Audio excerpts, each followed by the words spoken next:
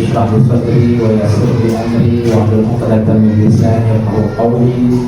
Thumma yafqahu qawli hatta ya'lamu ma. Yang sama-sama kita hormati Ibu Kepala SD Negeri 150 Pekanbaru, kemudian Bapak Ibu Majelis Guru dan guru-guru KPLP. Mudah-mudahan kita semua dalam keadaan sehat walafiat. Amin ya rabbal alamin. Bersyukur kita kepada Allah, sama-sama kita lafazkan hamdalah alhamdulillahirabbil alamin yang telah memberikan kita banyak nikmat. Hari ini bisa kita bersama-sama hadir di SD yang kita cintai. Kemudian salam dan salam tak lupa dengan para junjungan alam. Allahumma sholli ala sayyidina Muhammad wa ala ali sayyidina Muhammad. Bapak Ibu para hadirin yang dimuliakan Allah SWT, mari kita mulai acara kita kali ini dengan membaca basmalah. Bismillah. Cara yang pertama kita dengarkan sambutan dari Kepala SD Negeri 150 Pekanbaru kepada Ibu Yeni Rusnita Skudi. Kami silakan.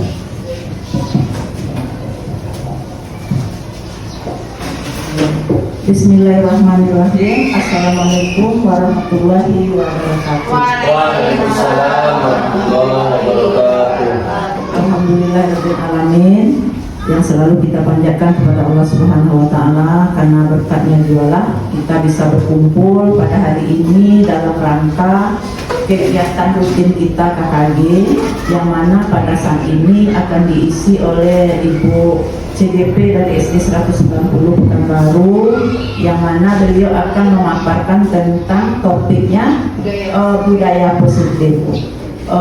Selanjutnya salawat beribu salam marilah kita sampaikan kepada junjungan Nabi besar kita Muhammad Sallallahu Alaihi Wasallam dengan melafazkan Allahumma sholli ala sayyidina Muhammad wa ala ali sayyidina Muhammad.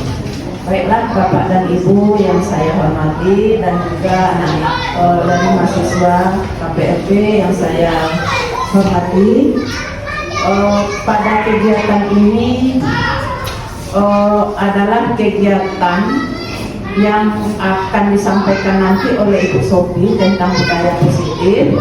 Sebagaimana yang sudah kita singgung tadi, budaya positif sebetulnya materinya sudah ada di PNM. Mungkin Bapak dan Ibu sudah menyelesaikan topiknya ya, topiknya sudah diselesaikan, atau mungkin lagi aksi nyatanya yang belum. Jadi bisa ini dijadikan aksi nyata untuk semua, bisa Ibu Sophie? Bisa Bu, nanti aksi nyatanya kan di kelas. Aksi nyatanya di kelas masing-masing sama kita anak-anak. contohkan aja bagaimana. Ya. Nanti Sophie akan mencontohkan bagaimana cara menerapkan budaya positif di kelas masing-masing. Walaupun CGP memberikan atau sering ilmu kepada ibu-ibu yang guru kelas atau guru mata pelajaran bisa menerapkannya di kelas masing-masing. Nah, apa sering ilmu yang diberikan oleh CGP, ilmu yang didapatkannya di pelatihan nanti ditularkan atau diserahkan lagi atau ditransfer lagi kepada kita di sekolah, khususnya ibu-ibu. Kemudian ilmu yang sudah diterima itu, transferan dari Ibu Sophie dari CGP itu, ibu bisa menerapkannya di kelas. Jangan hanya CGP saja yang menerapkan, ilmunya sudah dibagikan, ibu-ibu juga praktekkan di kelasnya masing-masing, terutama guru kelas. Nah, sedikit dulu dijelaskan dulu budaya positif itu apa. Sebetulnya budaya positif itu sudah dilaksanakan Bapak Ibu, sudah dilaksanakan. Yang pertama, kebiasaan hal-hal yang baik seperti sikap, perilaku, tutur kata oleh seluruh warga sekolah itu sudah kita perbuat. Contoh yang ringan, bersalaman, kita menunggu anak di gerbang pagar itu sambil bersalaman, itu sudah termasuk budaya positif harian namanya.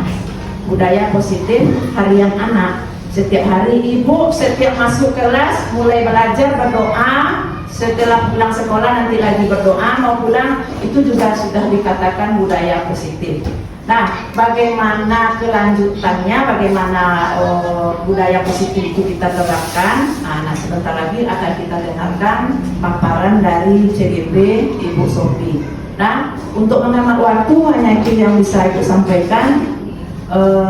Ibu sudahi dengan Assalamualaikum warahmatullahi wabarakatuh. Waalaikumsalam. Terima kasih kita ucapkan kepada Ibu Kepala Sekolah yang telah memberikan kata sambutan. Bapak Ibu, para hadirin yang dimuliakan Allah SWT. Selanjutnya demi lancarnya acara kita sampai akhir nanti, mari sejenak kita mengaminkan doa yang akan dipimpin oleh Bapak Mas Hadi. Kalau Bapak mempersilakan.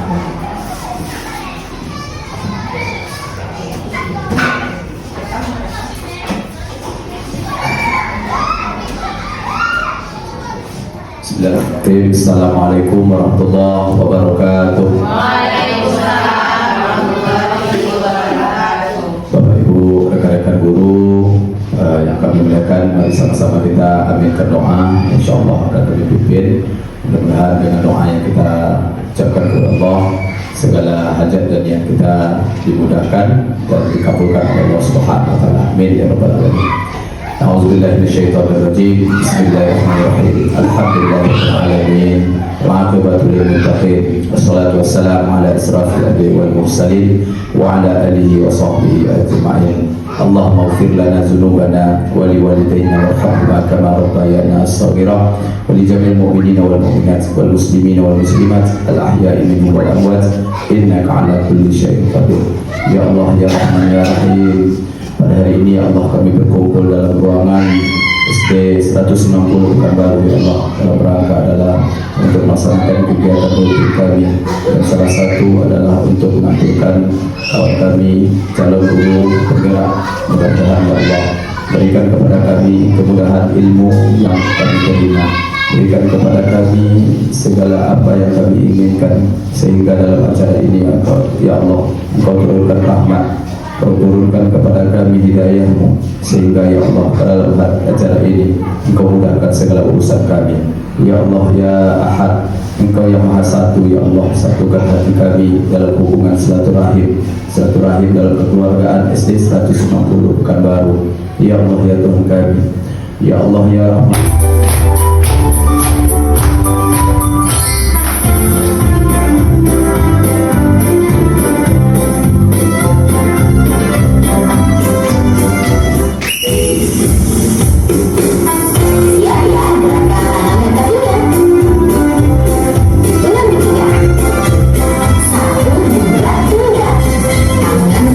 Tangan kiri pun jari-jari, direntangkan di bengkel.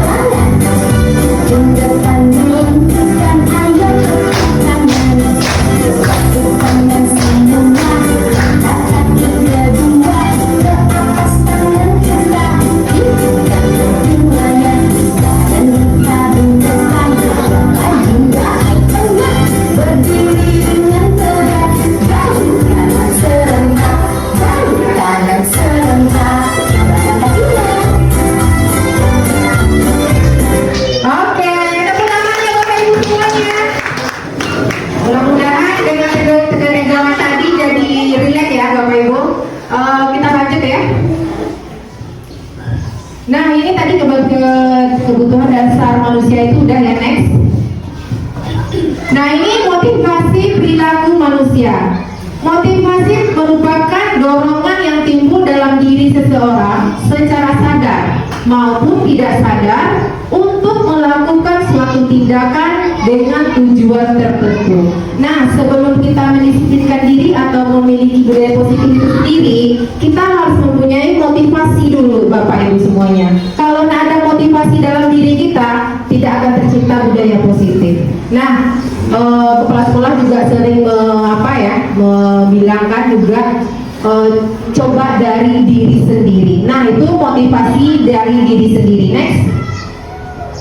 Dan ini ada motivasi yang perlu diapakan ini untuk peserta didik ya, yaitu menghindari ketidaknyamanan dan hukuman peserta didik, melakukan disiplin diri karena ia takut dihukum apabila melanggarnya. Hal ini merupakan bentuk motivasi ekstrinsik, jadi dari luar Bapak Ibu semuanya.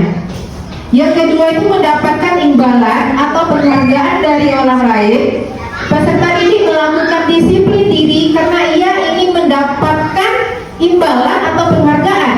Hal ini juga motivasi ekstrinsik. Kalau bisa Bapak Ibu, yang ketiga ini menghargai nilai-nilai kebajikan diri sendiri. Peserta didik melakukan disiplin diri itu karena sadar akan nilai kebajikan yang ada di dalam dirinya. Hal ini merupakan bentuk motivasi intrinsik. Nah, sebenarnya Bapak Ibu ya, untuk motivasi yang ketiga ini yang diperlukan untuk mewujudkan budaya positif kita. Kalau tidak dari dalam, itu susah. Dan next, konsep disiplin dengan identitas gagal. Nah, ini untuk para ibu bapak guru semuanya ya. Mungkin ini sudah setiap kali kita terapkan. Mungkin kita sebagai manusia juga butuh kesabaran ya Bapak Ibu. Sebenarnya kurikulum merdeka ini yang dituntut itu adalah guru harus sabar. Ini adalah identitas gagal yang kita mungkin lakukan juga sama anak-anak kita sendiri. Nah, ada hukuman dan penghargaan. Hukuman dan penghargaan ini adalah disiplin gagal ternyata. Contohnya, hukuman meyakinkan diri peserta didik baik dalam segi mental maupun moral. Peserta didik merasa tidak nyaman. Peserta didik merasa takut, terkesan memaksa. Peserta didik merasa rendah dan malu. Peserta didik akan terus mengulangi kesalahannya karena sudah tahu efek yang akan diterima. Jadi hukuman ini adalah identitas gagal. Kemudian penghargaan, ternyata identitas gagal juga. Kita mungkin sering ya penghargaan ini kita praktekkan juga sama anak-anak. Ternyata tidak efektif. Kemudian merusak hubungan pribadi yang hanya akan melakukan suatu apabila mendapatkan sesuatu. Mematikan kreativitas peserta didik, menghukum dengan sistem ranking dan nilai. Ternyata itu makanya di kurikulum mereka tidak ada pakai ranking. Ternyata ini adalah identitas gagal. Itu akan menghukum mereka.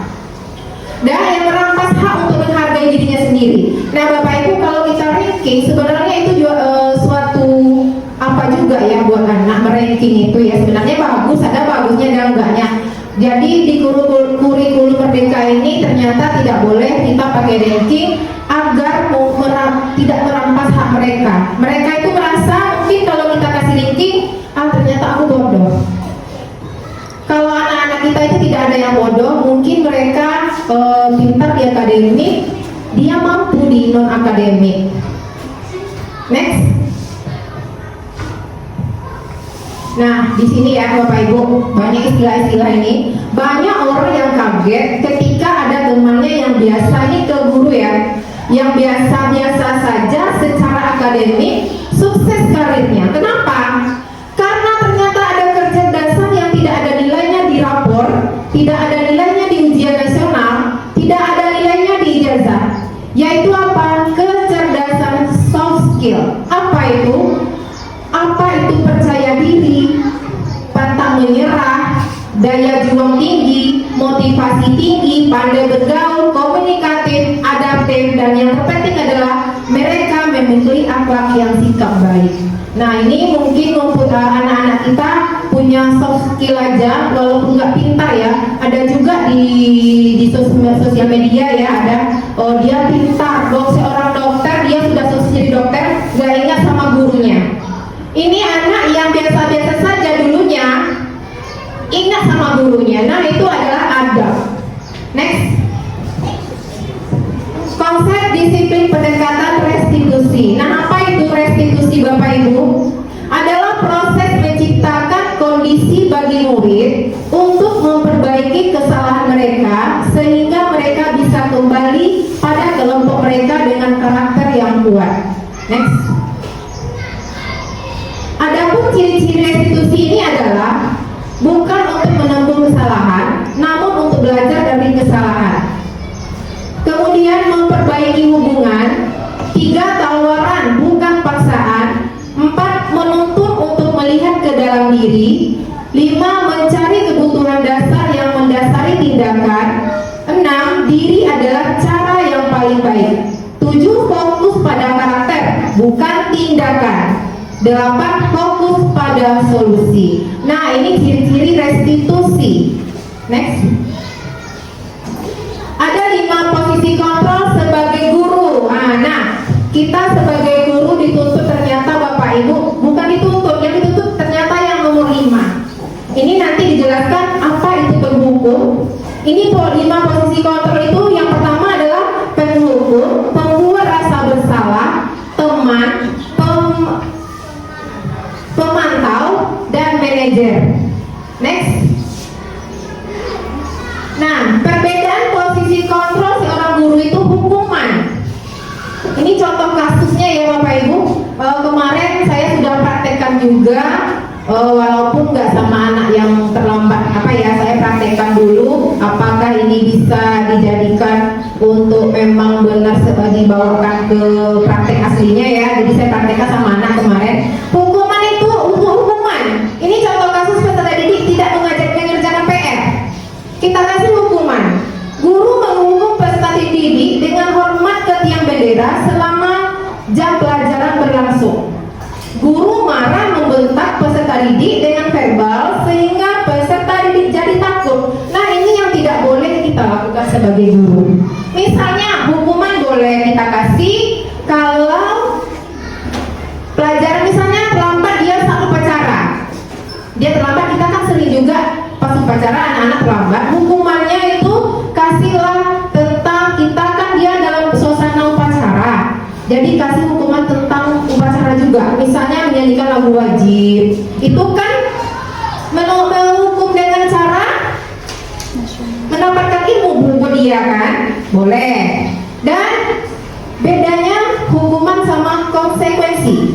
Kalau konsekuensinya, guru memberikan konsekuensi untuk mengerjakan PR-nya pada saat jam istirahat atau dikerjakan sebanyak-banyaknya 2 kali lipat dari tugas yang diberikan guru beserta didik dan peserta didik mentaatinya.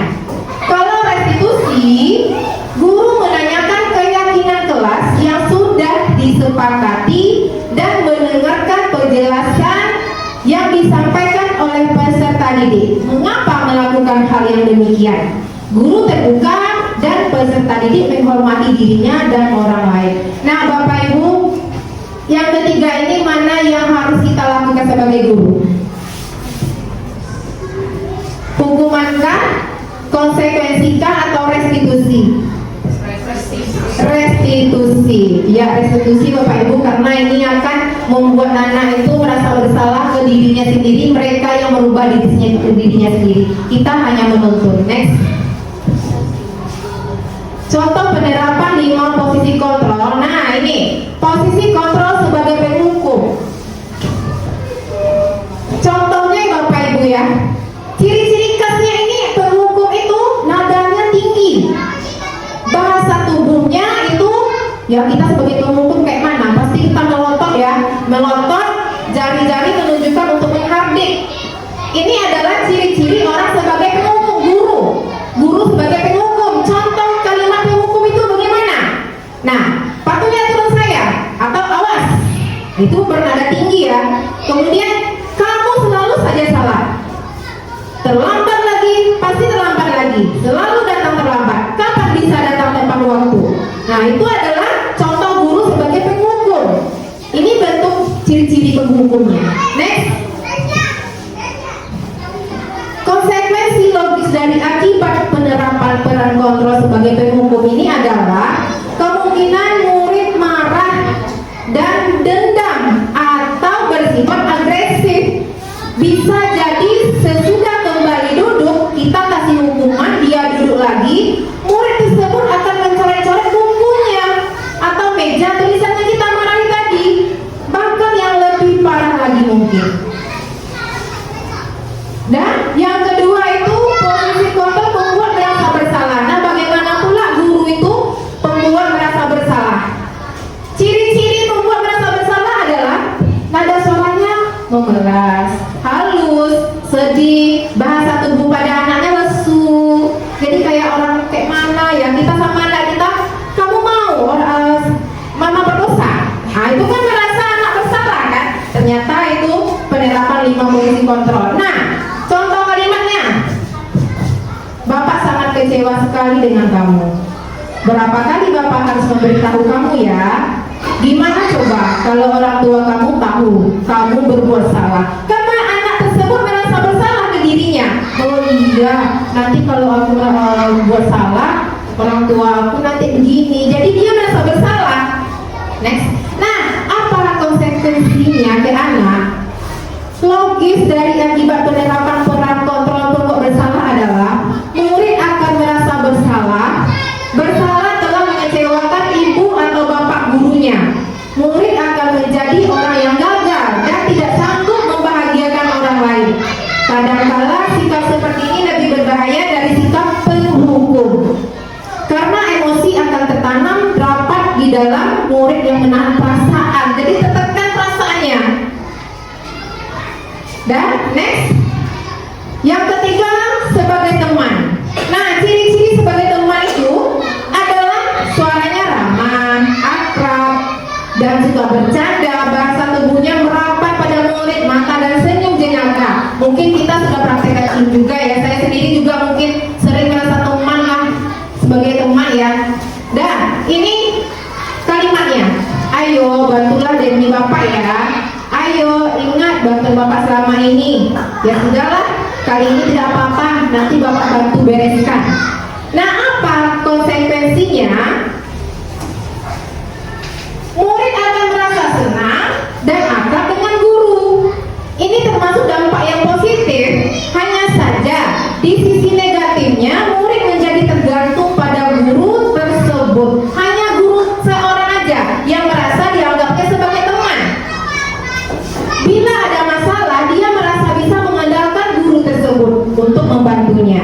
Akibat lain dari posisi teman, hanya akan berbuat sesuatu bila yang menyuruh guru tersebut. Jadi kita aja yang dengarnya, guru lain kadang tak didengarnya. Dan belum tentu berlaku sama dengan guru lain. Jadi dia, kalau misalnya kita ada teman nih, ya dianggapnya teman, jadi dia hanya mendengarkan kita aja. Ternyata yang guru lain, biar aja lah, ibu ini. Jadi perbandingan. Lanjut. Posisi kontrol pemantau. Ciri-cirinya dengan ada suara datar, bahasa tubuh yang formal. Nah ini kalimat-kalimatnya. Peraturannya apa? Apa yang telah kamu lakukan? Sanksi atau konsekuensinya apa? Hasil itu sebagai pemantau. Next. Konsekuensi logis dari penerapan posisi kontrol pemantau adalah murid memahami konsekuensi yang harus dijalankan karena telah melanggar salah satu peraturan sekolah. Guru tidak menunjukkan suatu emosi yang berlebihan, menjadi marah atau membuat bersalah. Murid tetap dibuat tidak nyaman, yaitu dengan harus tinggal kelas pada waktu jam istirahat dan mengerjakan tugas. Guru tetap harus memantau murid pada saat mengerjakan tugas di jam istirahat, karena murid tidak bisa ditinggal seorang diri. Nah, misalnya dia tidak mengerjakan PR, kita pantau dia terus sampai selesai. Itu termasuk posisi kontrol guru. Next. Nah, ini posisi kontrol sebagai manajer. Ciri-ciri khas posisi kontrol manajer ini adalah nadanya tulus, bahasa tubuh tidak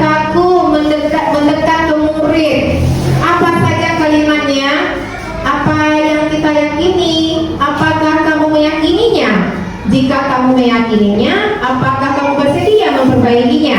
Jika kamu memperbaiki ini, hal ini menunjukkan apa tentang dirimu? Apa rencana kamu untuk memperbaiki hal ini? Nah, ini adalah posisi kita sebagai guru yang harus dituntut. Sebenarnya lima-limanya bisa kita terapkan tergantung situasi dan kondisi Bapak Ibu. Jadi dalam Ki Hajar Dewantara itu ya, kita itu memang guru sebagai apa ya? Memang menuntun anak,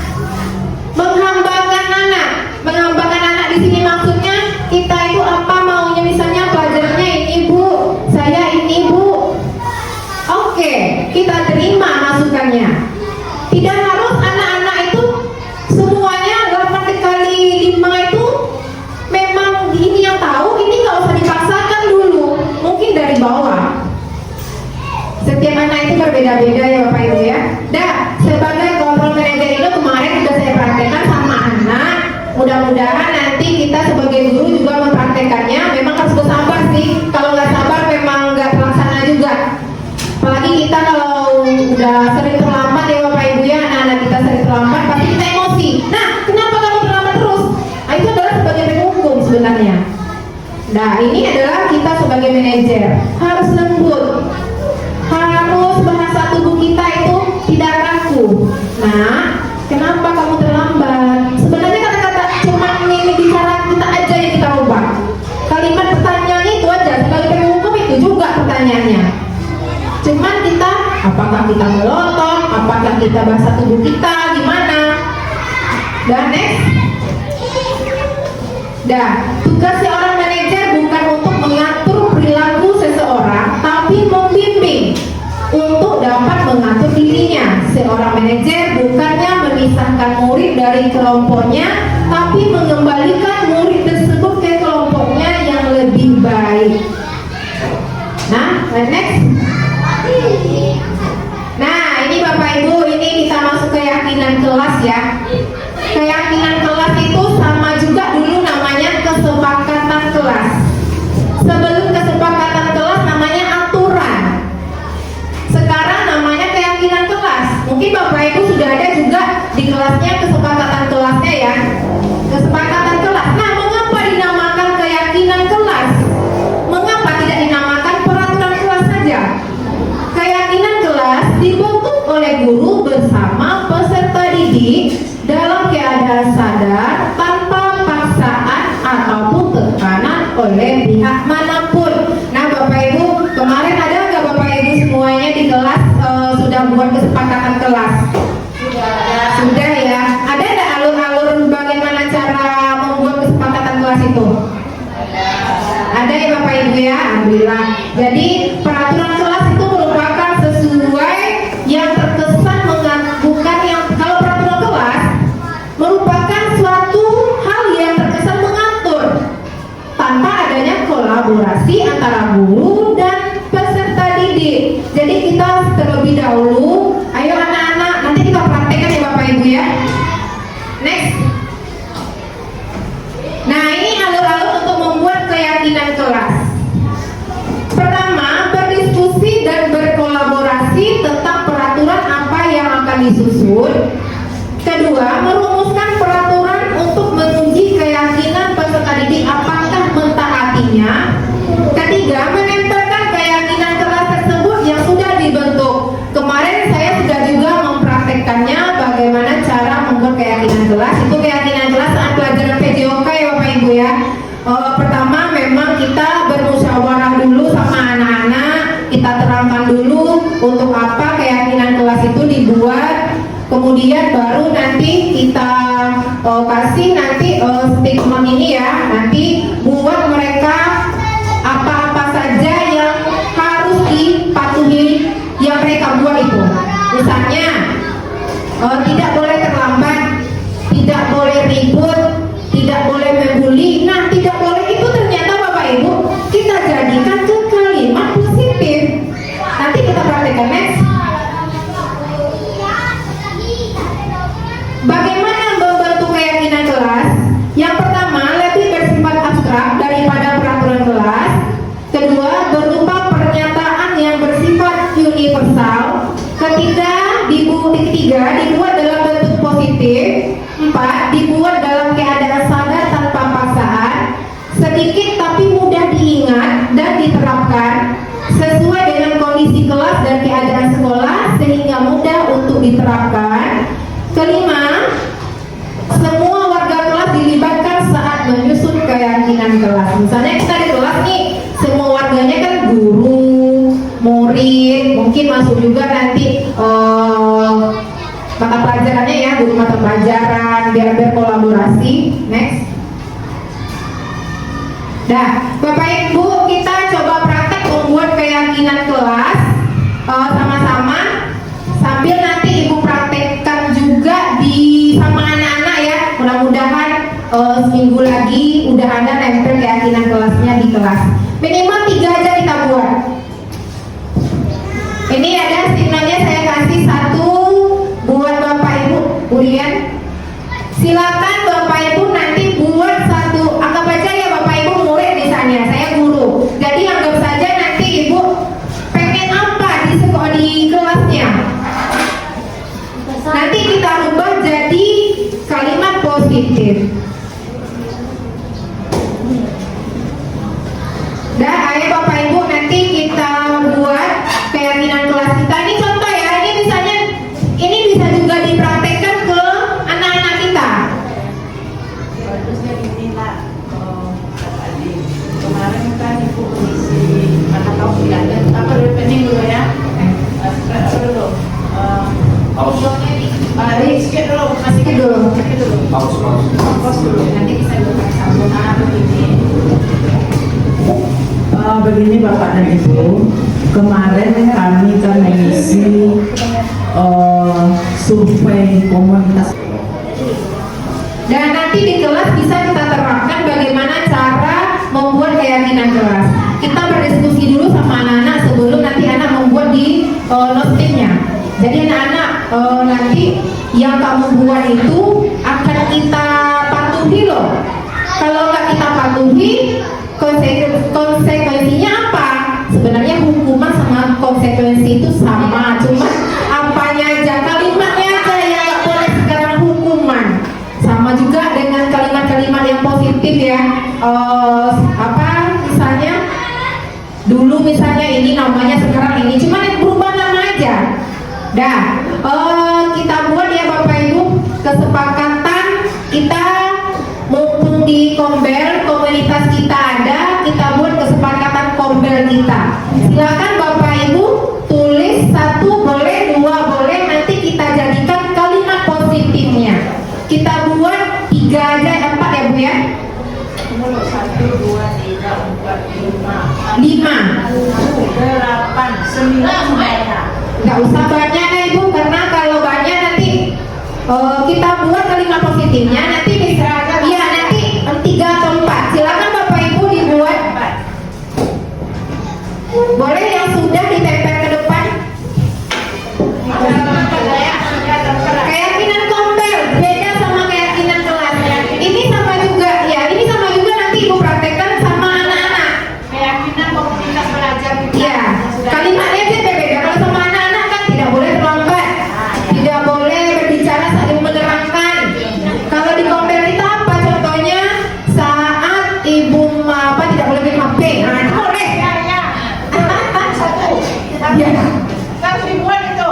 Saat kita melaksanakan kegiatan tidak boleh megang HP. Ya, tidak boleh megang HP misalnya kan. Buat aja kalimat yang benar di Bapak Ibu yang harus kita terapkan. Ya, nanti kita buat kalimat positifnya. Iya. Ibu yang lakukan itu. Apakah Pak Ustaz? Itu. Keyakinan Kombel tua gemilang.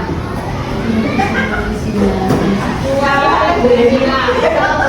Buat profilnya itu Pak Kausar di PNS masih kosong kan Pak Ibu, belum bergambar, orang ada bergambar semua. Sudah tuh buat nama SD kita. Jadi tahu warna ini punya SD Negeri 190. Udah, Bapak Ibu, nanti di kelas kita juga seperti ini.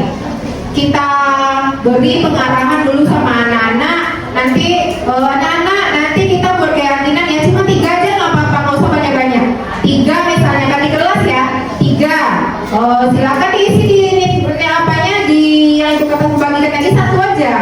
Jadi kalau 2 nanti 1 nggak apa-apa. Enggak, kita terapkan ke anak. Boleh, karena anak kita banyak. Anak kita banyak, 1 aja udah, nanti dapat 3. Kita rubah kalimat anak itu menjadi kalimat yang positif. Bagaimana? Apa itu contohnya kalimat positif? Nanti terangkanlah. Silakan yang sudah selesai membuat tempel. Kita bacakan satu-satu. Oh ini tidak boleh membuli. Nah ini tidak boleh membuli. Banyak misalnya kan, kita buat apa kalimat positifnya? Kalau tidak boleh membuli itu kalimat positifnya apa? Saling menghargai. Saling menghargai. Kita terangkan juga. Contohnya apa? Saling menghargai itu tidak boleh mengejek, tidak boleh membuli. Pokoknya tetap saling menghargai. Nah, yang kedua misalnya anak-anak itu dapat tidak boleh datang terlambat saat ibu sudah menerangkan pelajaran, tidak boleh tidak berpakaian olahraga saat pelajaran PJOK. Kalimat positifnya apa Bapak Ibu? Disiplin itu. Cuma kalimatnya aja yang dirubah menjadi positif. Dan Bapak Ibu sudah, silakan ditempel ke depan. Yang disepakati di sekretaris apa buat ya, setiap katanya dibuat. Kesepakatan yang berada buat pimpinan. Oh iya, nggak usah seperti apa ya, tulis saja ya.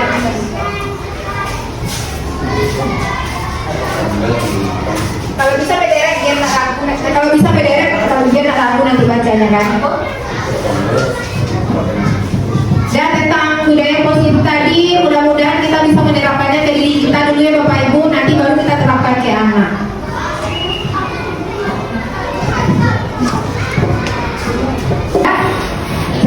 Nah Bapak Ibu, tadi kita sudah praktekkan bagaimana cara membuat keyakinan kelas, tapi kita praktekkan di keyakinan kompel kita. Nah, yang pertama kita sudah dapat kesepakatan kita disiplin. Kita jabarkanlah. Nanti kalau sama anak-anak ya, kita jabarkan disiplin seperti apa. Kemudian berkontribusi aktif seperti apa. Menyimak dengan baik, mungkin ibu udah tahu juga. Kemudian menghargai pendapat. Menghargai pendapat ini perlu ya, karena kita di sini toleransi kita juga harus ada. Dan di sini juga dibutuhkan apa nih? Adab kita. Karena orang berbicara, kalau kita berbicara juga berarti kita tidak beradab, ya. Dan saling memotivasi. Nah ini yang paling terpenting ya Bapak Ibu. Contohnya saya dapat motivasi dari Cesek dan kawan-kawan. Kemudian berorientasi kepada penemuan solusi. Nah, seperti apa? Kemudian berkolaborasi dalam kompel secara rutin. Nah, Bapak Ibu nanti kalau membawa keyakinan di kelas sudah tahu alur-alurnya gimana. Silakan Ibu Bapak Guru praktekkan nanti di kelas. Seperti inilah caranya. Nanti sudah dapat, itu maksimal di kelas 3 aja. Cari kalimat positifnya. Nanti tidak menghargai itu tidak ada lagi. Kalau dulu kan ada tata tertib ya, tata tertib tidak boleh terlambat. Ini. Nah itu tata tertib. Dan sekarang berubah lagi jadi keyakinan. Dulu kesepakatan. Mungkin masuk juga tidak bolehnya. Sekarang jadi keyakinan. Dan kalimat jadi kalimat positif. Nah Bapak Ibu semuanya, saya hanya berbagi ya Bapak Ibu. Kalau misalnya bagus silakan dipraktekkan atau diterima. Kalau yang nggak bagus buang aja. Dan Bapak Ibu mudah-mudahan dengan lulus saya nanti CGP insya Allah termotivasi juga Bapak Ibu guru ikut calon guru penggerak. Mudah-mudahan ya Pak Adi, karena beberapa teman kita juga sudah mendaftar, mudah-mudahan lulus yang di angkatan 11 ini. Amin. Dan Bapak Ibu sebagai refleksi hari ini, apakah Bapak Ibu, bagaimana perasaan Bapak Ibu setelah saya berbagi atau mentransfer ilmu pada hari ini? Bagaimana Bapak Ibu perasaannya? Alhamdulillah.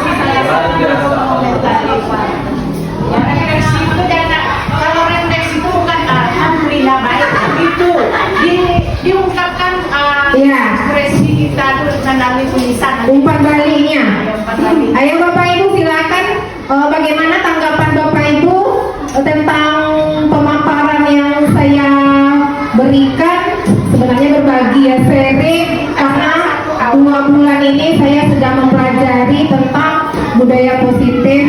CGP.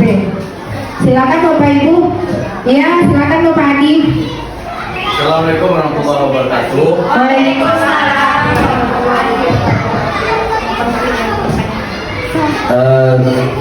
Sebetulnya yang sudah disampaikan atau umpan balik dari apa yang disampaikan oleh teman kita Bu Sofi, materi yang disampaikan itu sebetulnya luar biasa. Nah, kalau memang karena ini awal baru mula, ini tentu pertama belum terlalu menguasai materi menurut kami. Pertama belum terlalu memahami materi.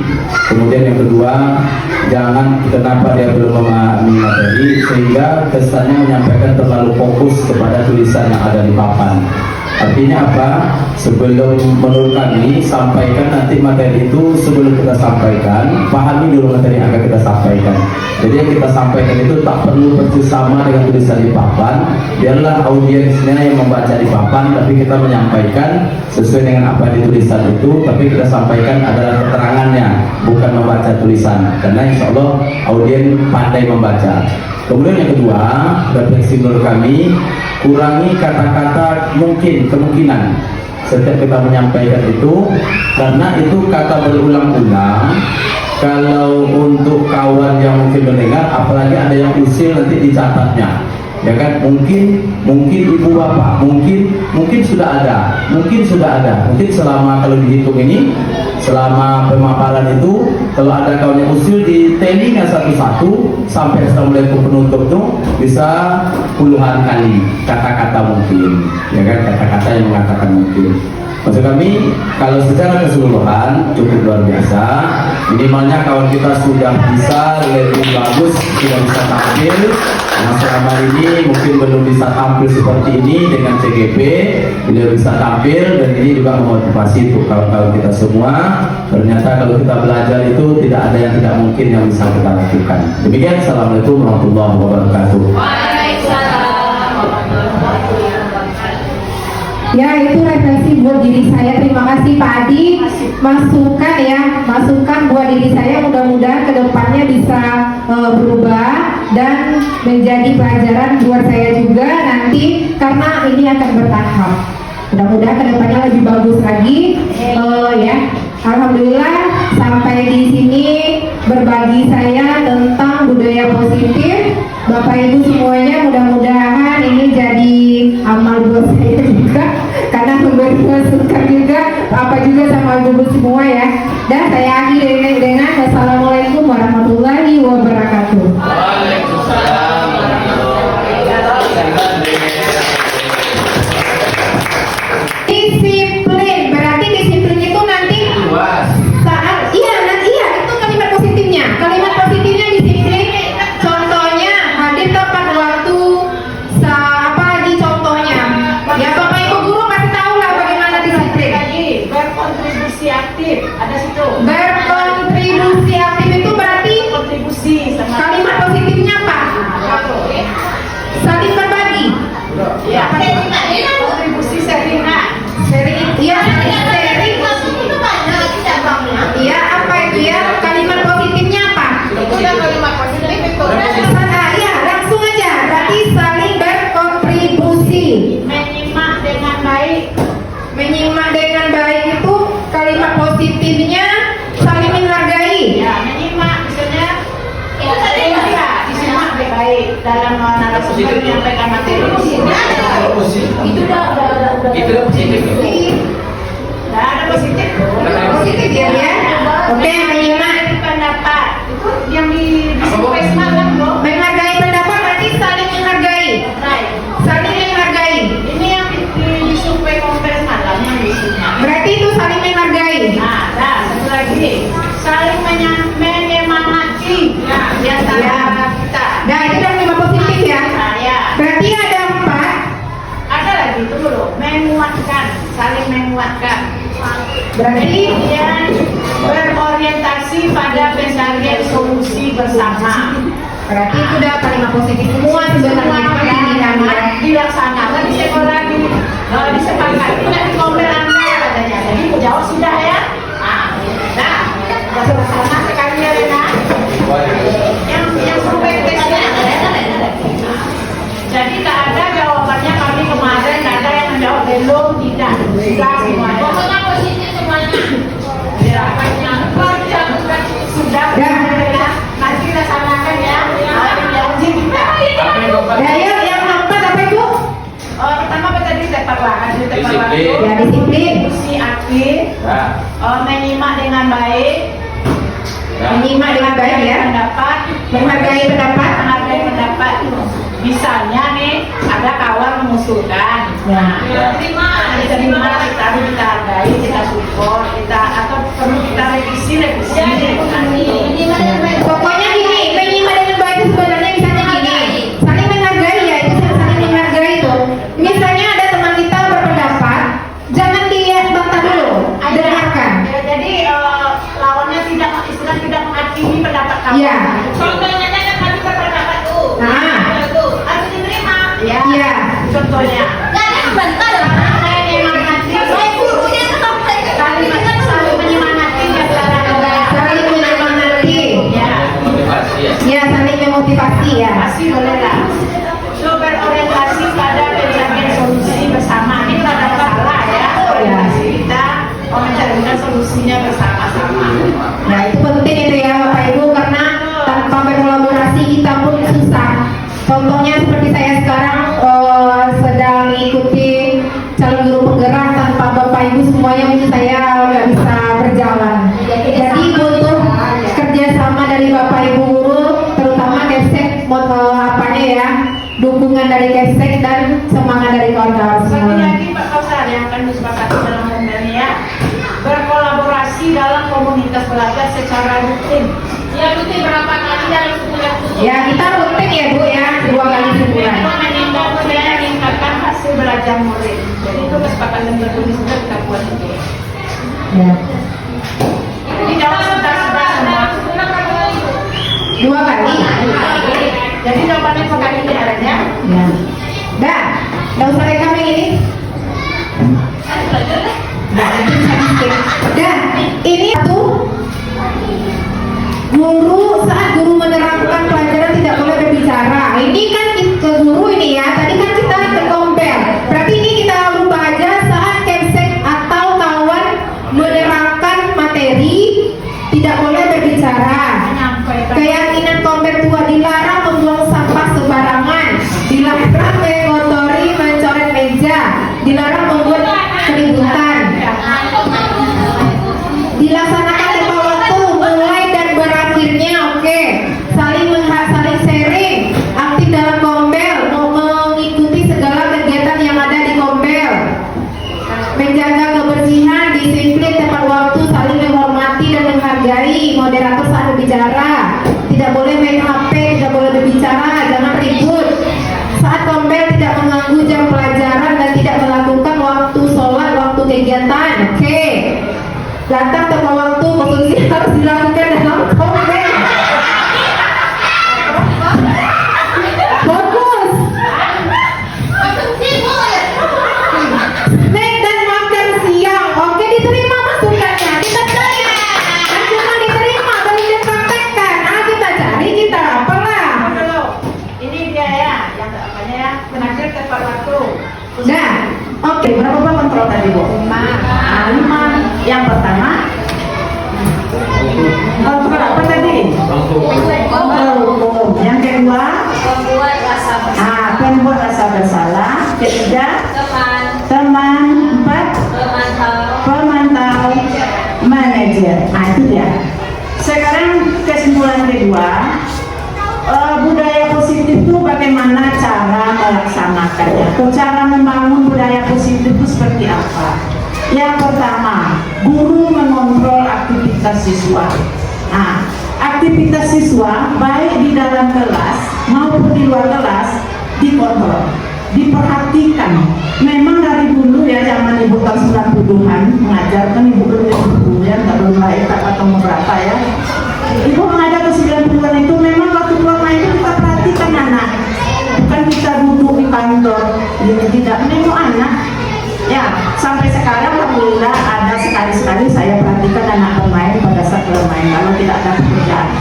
Itu salah satu Bapak Ibu, aktivitas anak selalu kita perhatikan, kita kontrol. Ya, apalagi itu termasuk pengontrolan aktivitas itu sudah termasuk disiplin keamanan sekolah. Nah, yang kedua, ini tadi membuat kesepakatan kelas tadi. Nah, itu kedua cara membangunnya. Yang ketiga, menerapkan budaya disiplin yang positif. Nah, seperti yang dijelaskan Ibu Sofi tadi. Nah, ini tujuan untuk sekolah.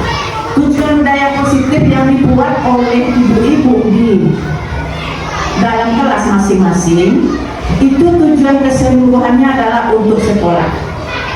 Yang pertama, mewujudkan peningkatan hasil belajar siswa. Nah, itu tujuan yang pertama. Yang kedua, menciptakan kepuasan kerja bagi bapak dan ibu. Puas bapak dan ibu dalam melaksanakan pembelajaran di kelas, ibu tuh merasa puas, merasa lega. Aturan yang ibu buat di kelas itu terlaksana dengan baik, pembelajaran terlaksana dengan baik, itu akan menunjukkan kepuasan bagi kita. Apalagi nilai setengah dari anak atau lebih anak separuh nilainya di atas KKM, itu merupakan kepuasan bagi ibu. Tapi kalau lebih dari separuh anak tidak berhasil nilainya, itu yang dipertanyakan gurunya atau anaknya. Anak tidak berhasil, berarti yang dipertanyakan gurunya. Tentu kita bertanya pada diri kita sendiri, kenapa tak berhasil saya mengajar tadi ya, kok anak tak bisa menjawab ya. Kan kita ada teorinya tuh soal-soal, kok anak banyak tak menjawab soal ini, tak dapat soal ini jawab anak. Lebih dari separuh soal motivasi tidak bisa berenang. Itu kita tanya karena kita yang bukan memberikan materi atau anak yang tidak dapat menerimanya dengan baik. Yang ketiga, tujuannya itu lagi mewujudkan produktivitas kerja. Itu ke guru, ke kita ya, bukan ke anak. Kalau sudah ke kita, produktivitas kita dalam mengajar itu hasilnya akan berdampak kepada peserta didik kita. Yang keempat, tujuannya adalah mengarahkan perilaku warga sekolah agar dapat meningkatkan mutu proses dan hasil belajar siswa. Itu sudah jelas.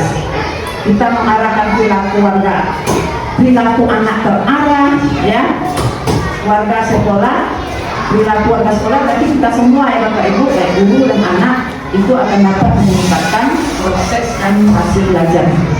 Kemudian menciptakan kerja tim warga sekolah yang kompak. Tadi kita dulu efeknya kita ya, yang kompak, tidak sendiri-sendiri, saling berkolaborasi antar fase ya, fase A, fase B, fase C, saling berkolaborasi, tidak maju sendiri, tetapi maju bersama. Ada kan boleh nanya? Nah, sesuai dengan ada kemarin disurvei lingkungan belajar. Nah, itu ada pertanyaannya. Jadi kita ini harus saling berkolaborasi. Kemudian lagi mencari gaya global yang tidak sesuai dengan budaya di sekolah kita. Nah, itu sudah jelas. Apalagi sekarang zaman digital ini banyak budaya-budaya yang bisa mempengaruhi anak-anak kita. Itu dengan cepat kita guru di sini bisa menyaring agar anak-anak tidak terpengaruh. Ini saya protes tadi Pak Ibu yang mengenai tadi yang pakai apa tadi, pakai masker tadi, itu yang gerakan si Rafael itu memancing seksual, tidak boleh. Itu termasuk kepada kekerasan seksual. Jadi gerak perbuatan tidak boleh memancing seksual. Nah itu tadi kan ketawa-ketawa anak itu tadi menengok Mbak terlalu bor sekali kayak apanya jogetnya tadi, itu dikurangi sebab dia sudah kelas 6. Anak yang kelas 6 itu sudah ada yang puber. Saya sudah perhatikan perangai anak-anak kelas 6 sekarang, dia sudah puber. Terbukti pubernya waktu Pak Kausar tak datang. Nah itu kemarin. Nah jadi tolong kalau yang gaya-gaya seperti itu tak boleh anak SD yang selalu gerakan tarinya memancing seksual. Nah itu salah satu, itu saya protes itu ya. Kemudian meningkatkan komitmen dan motivasi warga sekolah, orang tua, guru, murid. Istilahnya hubungan baik antara murid, antara guru, guru dengan orang tua, guru dengan murid, murid dengan guru, ataupun sebaliknya. Itu yang menjadi tujuan budaya positif yang kita terapkan untuk di sekolah. Karena rentetan yang akan Ibu laksanakan itu adalah untuk ke sekolah, bukan ke kelas masing-masing. Secara keseluruhannya adalah untuk sekolah. Ya Pak ya. Kemudian lagi, budaya positif yang kita laksanakan itu akan menuju profil pelajar Pancasila. Jadi kemudian menuju profil pelajar Pancasila. Profil pelajar Pancasila dapat terbentuk di lingkungan sekolah yang memiliki budaya positif. Ke sana pergi Bapak Ibu. Jadi dengan adanya itu tidak bisa instan kita laksanakan ya Bu ya, tapi secara bertahap. Jadi peran guru bergeraklah untuk dapat mewujudkannya kepada kawan-kawan atau guru-guru, rekan guru yang ada di sekolah kita ini. Ya. Kemudian peran guru penggeraklah dapat secara nyata guru penggerak atau CDP menggerakkan menggerakkan komunitas belajar, nah menjadi apa namanya tadi itu menyampaikan itu menjadi coach bagi guru yang ada di sini dulu, khususnya mendorong kolaborasi antara guru untuk bersama-sama mewujudkan budaya positif di SD Negeri 190. Hanya itu yang bisa Ibu komentari, mudah-mudahan bisa kita laksanakan. Semoga ada perubahan dari hari ke hari, bulan ke bulan, tahun ke tahun. Mudah-mudahan ya. Alhamdulillah. Saya sudahi dengan Assalamualaikum warahmatullahi wabarakatuh. Waalaikumsalam warahmatullahi wabarakatuh. Terima kasih kepada Ibu Kepala Sekolah atas komentar atas apa yang telah disampaikan Guru kelas. Nah, sedikit dulu dijelaskan dulu budaya positif itu apa. Sebetulnya budaya positif itu sudah dilaksanakan Bapak Ibu. Sudah dilaksanakan. Yang pertama, pembiasaan hal-hal yang baik seperti sikap, perilaku, tutur kata oleh seluruh warga sekolah itu sudah kita perbuat. Contoh yang ringan, bersalaman, kita menunggu anak di gerbang pagar itu sambil menjalankan, itu sudah termasuk budaya positif harian namanya. Budaya positif harian anak. Setiap hari ibu setiap masuk kelas mulai belajar berdoa, setelah pulang sekolah nanti lagi berdoa, mau pulang itu juga sudah dikatakan budaya positif. Nah, bagaimana kelanjutannya, bagaimana budaya positif itu kita terapkan? Nah, sebentar lagi akan kita dengarkan paparan dari CGP Ibu Sofi. Nah, untuk menghemat waktu hanya itu yang bisa Ibu sampaikan. Ibu sudahi dengan Assalamualaikum warahmatullahi wabarakatuh.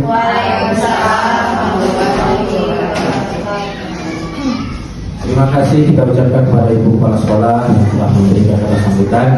Bapak Ibu, para hadirin yang dimuliakan Allah SWT.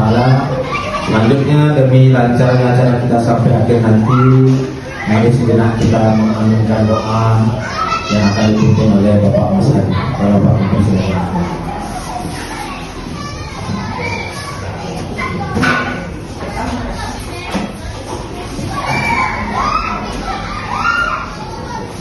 Bismillahirrahmanirrahim. Assalamualaikum warahmatullahi wabarakatuh.